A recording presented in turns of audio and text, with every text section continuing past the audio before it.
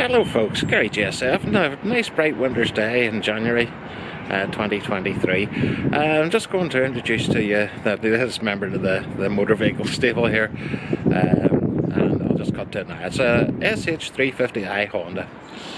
Now the BMW scooter has been replaced. There's good things and bad things about it, and there's some things that I will miss from the BMW, but here we go. As you can see, 16-inch wheels, more of a standard type scooter than the BMW. The BMW was more for like a touring type bike.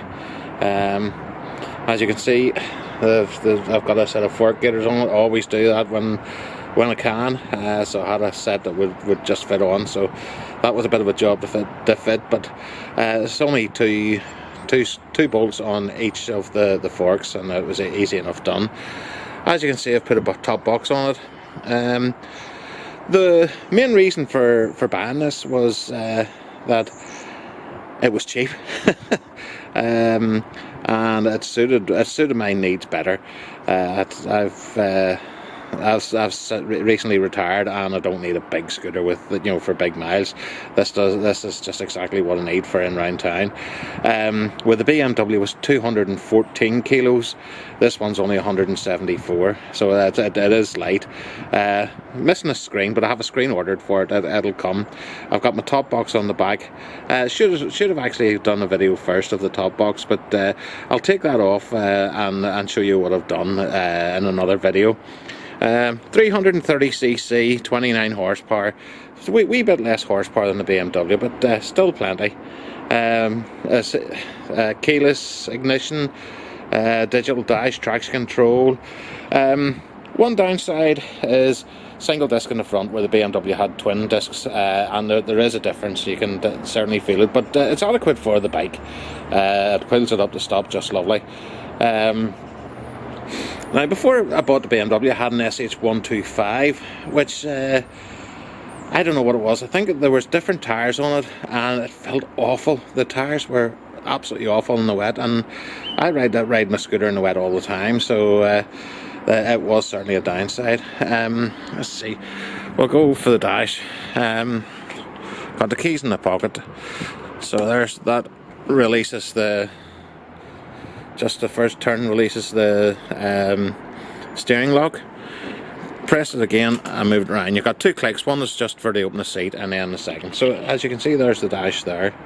It's got speed, current temperature, and that's with a light on it, so it's not 18 degrees.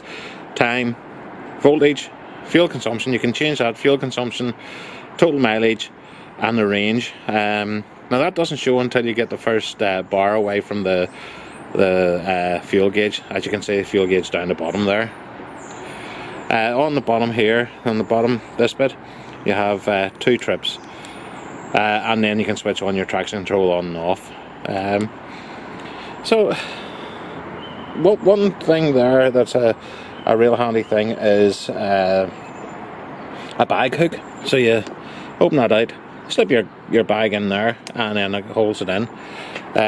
You have under the seat, you have storage. I've got a lot of nonsense in it, so but it's all there. There's spare visor, night warmers, waterproofs. There's everything in there, and then the top box. But I'll show you that in another video. The engine runs an awful lot smoother than the BMW.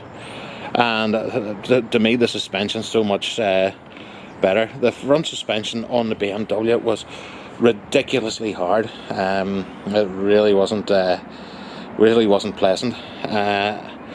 And the back of the BMW was soft. These are reasonably firm, but not rock hard. So I say, it's more geared towards town work, and it is brilliant at that.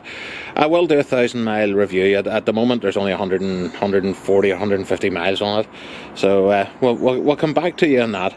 But that's introducing the SH350i. Any questions? Sure, hit us up in the comments down below. And Gary JSF signing off. And there you go. Welcome to the SH350 Club.